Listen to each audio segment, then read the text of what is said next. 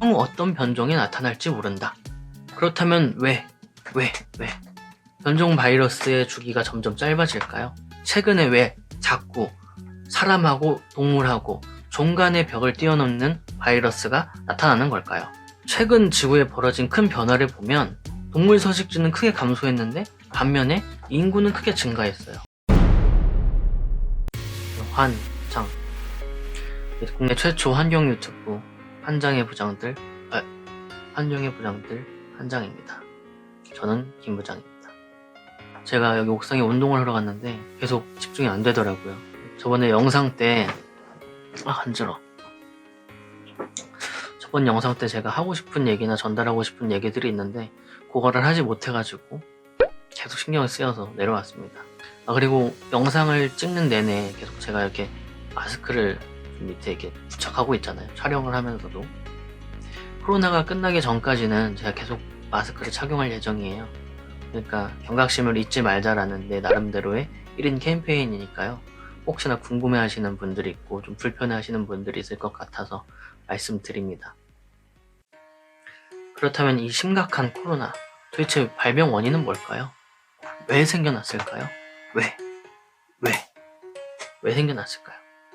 저희 한국의 바이러스 연구 권위자이신 고려대 송대섭 교수님께서 최근 기사를 통해서 하신 말씀이 있는데요. 그걸 한번 제가 알려드릴게요. 코로나는 원래 그다지 위협적인 존재는 아니었다. 인체에 감염이 되면 감기의 증상이 나타나는 정도에 그쳤는데 코로나19가 아니고 코로나의 변종 바이러스가 2002년 사스로 나타났다. 또한 2012년도에 메르스라는 또 다른 변종 바이러스의 이름으로 다시 한번 나타나서 나라에 큰 위기를 불러일으켰다. 사스와 메르스 두 변종 바이러스의 주기는 10년이었고 이후 8년이 채 되지도 않아서 코로나19가 변종 바이러스가 나타난 것이다. 주기가 점점 짧아진다. 향후 어떤 변종이 나타날지 모른다. 그렇다면 왜?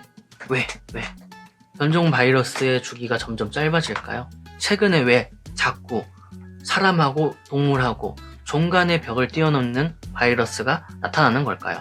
최근 지구에 벌어진 큰 변화를 보면 동물 서식지는 크게 감소했는데 반면에 인구는 크게 증가했어요. 그동안 야생동물을 숙주로 삼아온 바이러스의 관점에서 볼 때는 인간이 굉장히 숙주로 삼기에 매력적인 존재라고 합니다. 사실 어떻게 보면 이렇게 계속되는 바이러스의 출현, 질병의 출현이 전문가들은 자연스러운 현상일지 모른다.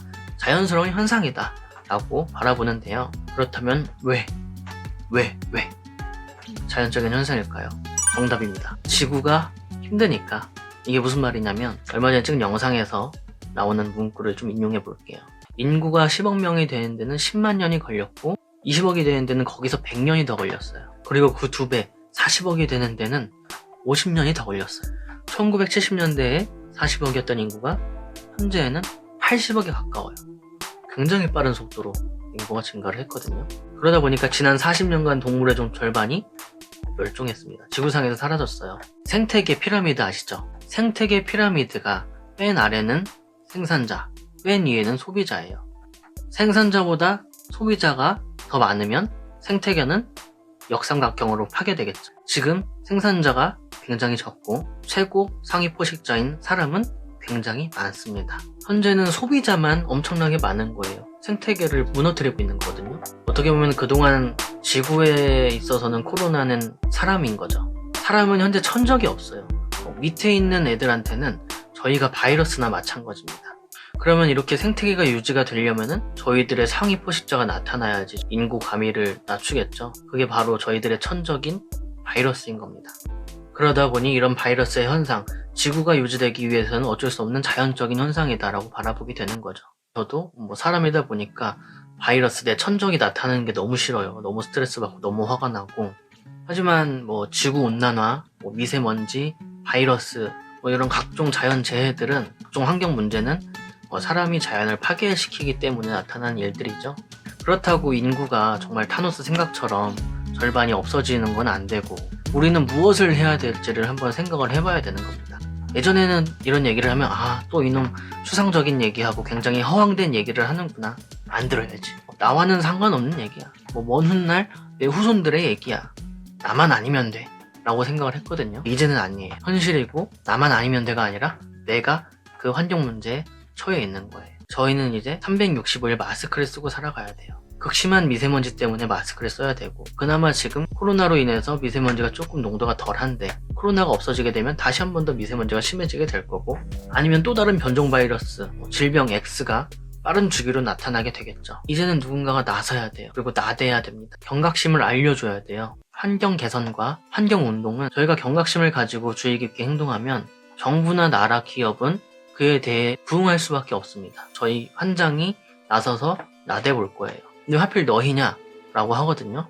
환경을 개선하는 데 있어서 누군가가 뭐가 중요한지 저는 여쭙고 싶습니다. 저처럼 하찮은 사람이 또 다른 직위가 어떻게 되든지 간에 대한민국 환경을 위해서, 세계 환경을 위해서 그러한 경각심을 알리고 노력을 한다면 저는 굉장히 훌륭하다라고 생각을 하고요. 제 스스로한테 그리고 저희 유튜브에 대해서 굉장히 자부심이 큽니다.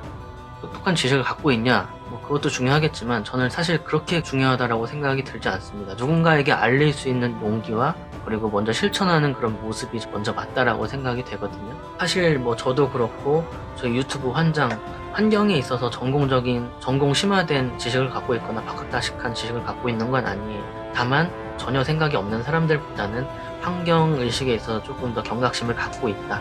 이 정도거든요. 그래서 앞으로 국민 여러분들께서 어떤 생각이 바뀌고 일상이 바뀔 수 있을 정도로 저희들이 지속적으로 노력을 할 거고, 그리고 나라나 정부가 아닌 국민이 움직여야 개선이 되는 거고, 국민의 경각심이 생겨야 환경 개선이 생긴다고 봅니다.